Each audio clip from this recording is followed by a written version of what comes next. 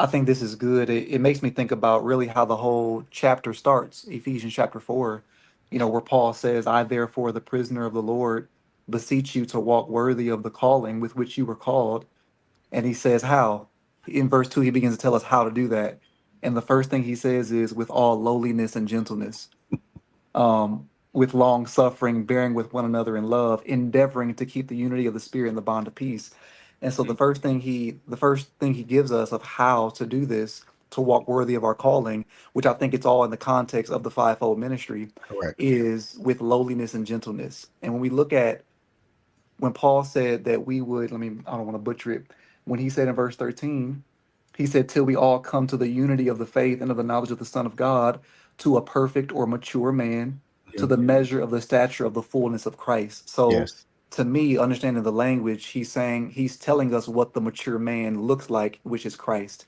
And I think that in the Gospels, Jesus tells us a lot about himself. He tells us who he is, those seven I am statements in the Gospel of John. We see what he can do, his power. He talks about it, he demonstrates it. But there's literally one verse in all of Scripture where Jesus tells us what he's like, when he tells us his character, not his identity, not his ability, but his character, his nature. And he says in Matthew 11, I am meek and lowly in heart. And so I don't think there's a such thing as a Christ likeness that doesn't look like humility. And Paul is telling us, here's how we're going to do. Here's how how we're going to make this fivefold thing work. And the church grows up. We have to start with not. I don't even think humility is a virtue. I think it's the root of the virtues. Yeah. I think it is the starting point. We can't talk about anything else if we're not talking about humility, because it is Absolutely. the he said, I'm meek and lowly in heart. In heart means you peel back all my layers. Mm. The root of what I'm like is humble, Mm. is gentle and lowly, Yeah. humble. And we have to be humble to work together.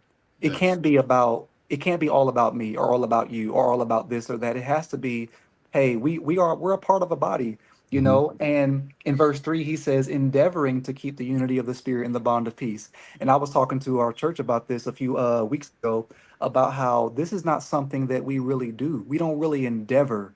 We endeavor to get our point across. We endeavor to let it be known, what I'm saying, that we're this and we're that, and this person's hands was laid on me, and and you don't know who you talking to and all Oh, this. We wow. endeavor to do that.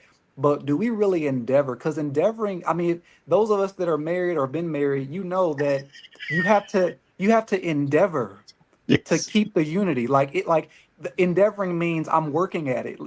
Endeavoring means I'm prepared to at some point be offended and not run away Woo. and not cut you off That's good. because of an offense. I'm prepared to endeavor to keep this unity of the spirit. It's of the spirit, which means this unity has as an origin, right? It's of the spirit, and the bonding agent, the glue, That's is good. peace.